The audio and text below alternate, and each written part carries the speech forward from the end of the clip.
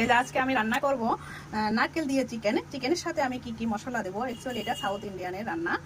এর সাথে আমি নিয়েছি পেঁয়াজটাকে আমি বেশি বারিক করিনি। এখানে রসুন, এখানে আছে কারি পাতা, আর কিছু 3-4টা কাঁচা লঙ্কারে আমি এভাবে কুচিয়ে নিয়েছি। আর নারকেল, এখানে রসুন বাটা আর আদা একসাথে আমি মিক্স করে পিষিয়েছি। আর একটু জিরার গুঁড়ো দেবো।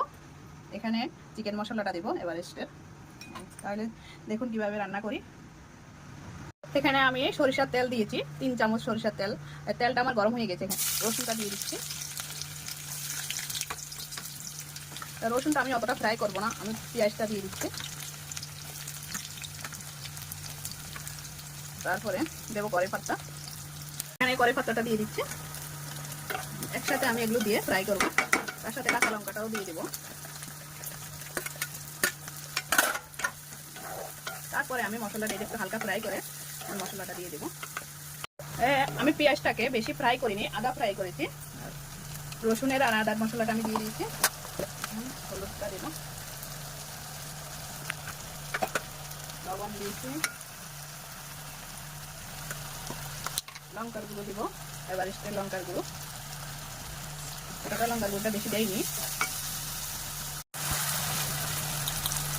1 চামচ জিরার গুঁড়া দিয়েছি, কারণ এভারেস্টের পাউডারটা দেবো তো ওই জন্য। আমার মশলাটা কষানো হয়ে গিয়েছে। এখন আমি চিকেনটা ঢেলে দিচ্ছি। আমি এখন নারকেলটা দেবো না, আমি আদা চিকেনটা কষানো হয়ে গেলে নারকেলটা দেবো। আমার মেয়ের এই রান্নাটা খুবই পছন্দ। যতবার চিকেন বানাইতে বলবে ততবারই বলবে আমাকে নারকেলের চিকেন বানিয়ে দাও। খুব ভালো খায় এই রান্নাটা। তাহলে দেখুন এটাকে আমি একটু ভালো করে কষিয়ে নিই। দেখুন কি সুন্দর কালার এসছে। দেখুন আমি এখন এভারেস্টের লঙ্কাটা দিয়ে দিচ্ছি। সরি, এভারেস্টের লঙ্কা এভারেস্টের মশলাটা দিয়ে দিচ্ছি, বেশি দেইনি, আমি একটু ভুল হয়ে গিয়েছে বলতে। দেখুন কি সুন্দর কালার এসছে। আর একটু পরে আমি নারকেলটা দিয়ে দেবো। এই যে আমি এখন নারকেলটা ঢেলে দিচ্ছি। আমার চিকেন কষানো হয়ে গিয়েছে।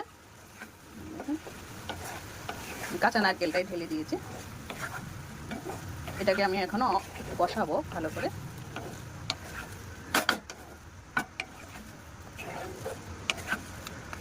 দেখুন এই যে আমার চিকেনটা রান্না হয়ে গিয়েছে। দেখুন কমপ্লিট। আমি এখানে অর্ধেক নারকেল দিয়েছি। আমার হিন্দিটা চলে আসছে। কমপ্লিট হয়েছে। এভাবে আপনারাও রান্না করে খাবেন, দেখবেন খুব ভালো লাগে, টেস্ট লাগে। কিন্তু জানি না কার কেটা, অনেকে নারকেল পছন্দ করে না, কিন্তু আমার কখনো কখনো নারকেল দিয়ে রান্না করলেও ভালো লাগে।